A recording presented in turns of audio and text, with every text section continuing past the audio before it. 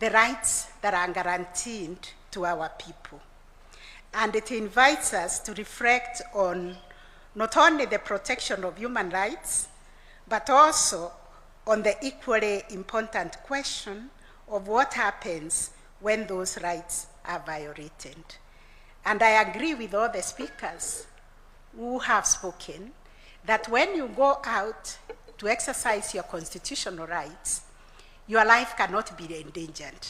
And because at NCAJ, we are duty bearers, all of us, and we've been interrogating this subject, Your Excellency, and we've been able to establish that we have peaceful demonstrations in this country that we can draw experiences from. I'm not a football fan, so I don't know about Arsenal, but I know doctors demonstrate and they do so peacefully. I know teachers demonstrate and they do so peacefully. Even lawyers. In fact, I was whispering to Honorable Junet, he started in 2000. I started demonstrations in 1989 when we were demonstrating for the repeal of Section 2A of our Constitution. So the Constitution that we are building and breathing life to today is a charter that was fought with the blood, that was fought with the demonstrations, and therefore today is a big celebration that our Constitution is truly transformative and it is recognizing the rights of those who have given their lives to it. The Bill of Rights, Your Excellency, affirms that every person is entitled to the full enjoyment of fundamental rights and freedoms. It also places a corresponding obligation to all state organs and public institutions to respect, protect, and fulfill those rights. I was just saying, when we analyzed our demonstrations, we came to the conclusion is that the protests that have political connotations are the only ones that end up being violent, because we have not seen violence in other demonstrations. And therefore, we've been asking ourselves, how can we moderate the politicians? There are not many, Your Excellency. There are only 1,000, I think, the MCAs, the MPs, and everybody.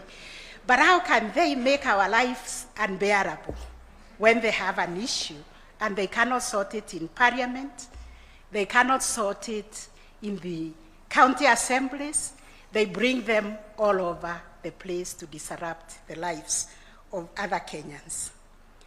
So I thank my sister Clarence and the entire Kenya National Human Rights Commission for coming up with a very concise report that guides us on how to create an harmonious society, whereby we seek apology when we have gone wrong, when we bring everybody at the table to see how we can walk this journey together. Because both our Constitution, the international human rights law, recognize that the right to a remedy is itself a fundamental right.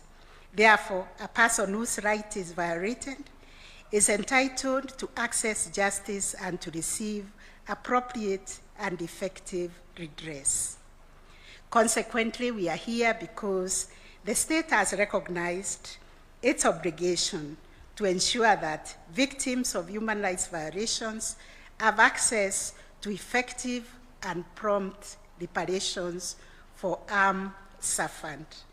The right to reparations is thus the promise of our Constitution. It is the demand of justice and a requirement of the rule of law. Your Excellency, for this reason, I am particularly pleased to witness the presentation of this report. And today's event is a recognition that pursuit of justice extends to accountability and meaningful redress.